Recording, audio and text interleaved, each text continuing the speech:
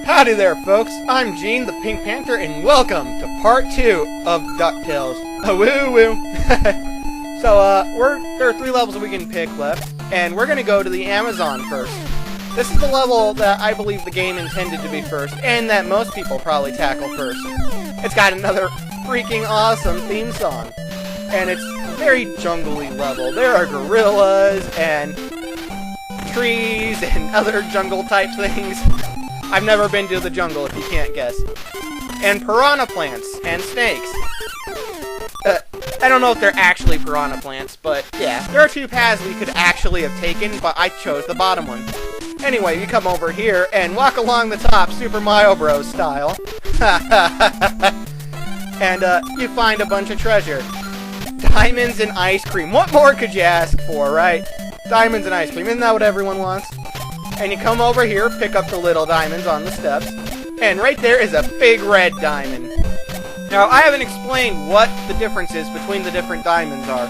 The little diamonds are worth $2,000 each.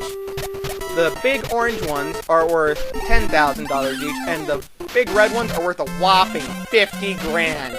Yeah, the big red ones are your money makers. So at this part, you have to learn how to get off your cane mid-jump.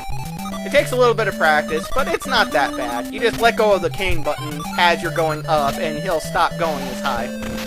And then you hit down and do the cane again as you're going back down. It's fairly simple, but it can be a little tough. Right here we come to Scrooge McDuck's biggest downfall, control-wise, is that he can't jump off of ropes or vines or anything like that. He just kind of falls. And this probably annoys a lot of people. I'm willing to bet there are a lot of LPs of this game where people are complaining about this. But once you get used to it and all that, it's really not that bad. The game is designed for it, so it really doesn't make any difference. Yeah. This is probably the hardest part in the level, just because of how bottomless pit and accurate jumping it is. I still think this one's easier than the Himalayas, though. And we hitch a ride with Launchpad, and we come over here. You want to try and stay on your cane as much as you can, and for this part, you still want to stay on it and go across that way. Every now and then, I can run across, but I get stuck on something, and then I fall to my death. Come over here, break these bricks, or blocks, to find another red diamond. Yeah. And here's Launchpad McQuack. Again, we saw him like 10 seconds ago. Ha, boulder. So, the checkpoints are generally right next to Launchpad, and yeah, right to the left of Launchpad in this level, right to the left of him, on top of that ledge. You follow that like I did at the beginning of this level for a different area, and there's more hidden treasure. Right here is a very clustered area. What you want to do is get the guy to come from behind. To come at you from behind, rather than from in front, as you're going over the spider, because it's so easy to get hit. And yeah, pay $300,000 to pass through here. Heck no, I ain't paying 300 grand. I'm Scrooge McDuck. I'll find a cheaper way. And that's how you get up without paying 300 grand. Or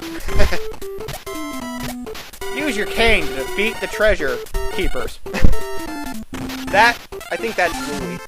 Louie here is why I believe this level is the first one that the game wants you to go to. And this is a very dickish thing they did. Making those boulders, or bricks rather, fall from the ceiling right before the boss. Because you have to take a little hop over the ledge, which takes a lot of practice. It's rather hard to do. And you'll end up getting hit. Anyway, this is the boss. He is deceptively hard. I know, he's such a simple idea, but when he hits the ground and it shakes, you're not able to bounce on your stick. On your cane, rather. And all that, so you have to get used to that.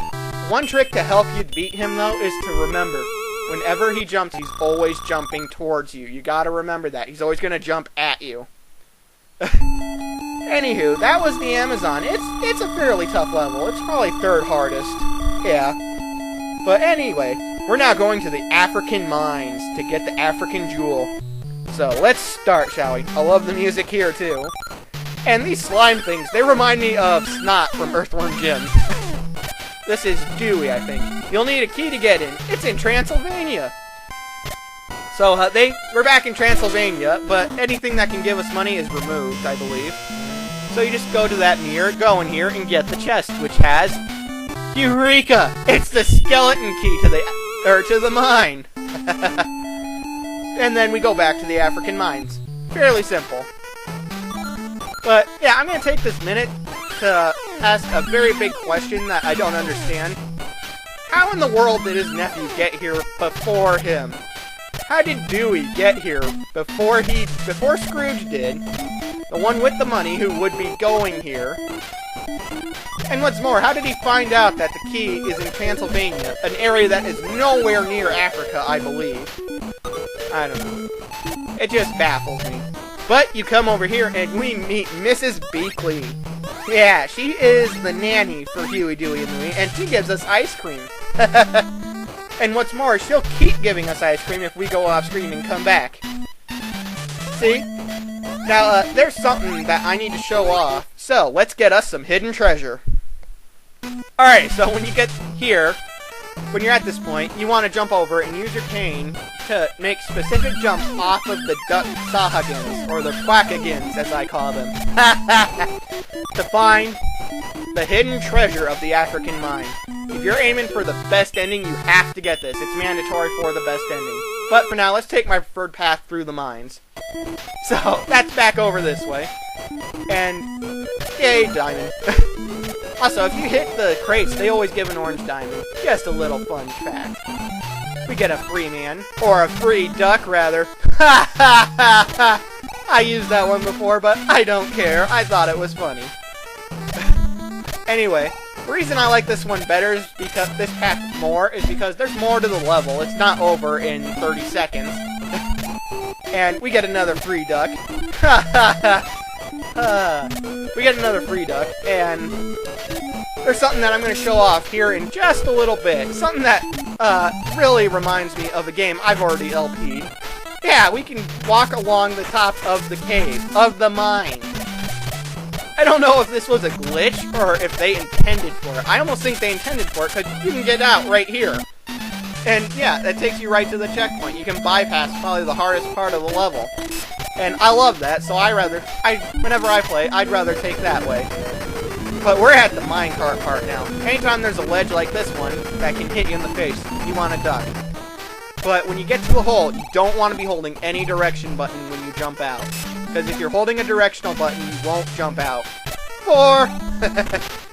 Alright, we get to practice our golf. Wah! Ha ha ha! Hole in one. I love golf, by the way. Anyway, this is Webby. Use the seesaw, Uncle Scrooge. Ah, it's more of a catapult. Ah! So Webby is not Uncle Scrooge's niece, I believe, like Huey, Dewey, and Louie are, his nephews. I believe she is Mrs. Beakley's granddaughter. At least that's what I think. I could be mistaken. And again, I didn't get to see the show, so I very well could be. But anywho, we're now at the boss of the African mines, King Jelly. So he's the second easiest boss, if only because, as you can see, when he goes to roll, there's a little puff of smoke. When you see that, you want to try and take a full jump as if he's going to be rolling towards you at that point. And if he ends up going the other way, then what you want to do is push back as he's rolling the other way. That way you don't jump into him. And that's all you have to do. He's an incredibly easy boss. The only one that's easier is the abominable snowman in the Himalayas. I love that dance, by the way. Anywho, this was part number 2 of DuckTales. It was fantastic. I hope you stay tuned for the final part, part 3. I'll see you later.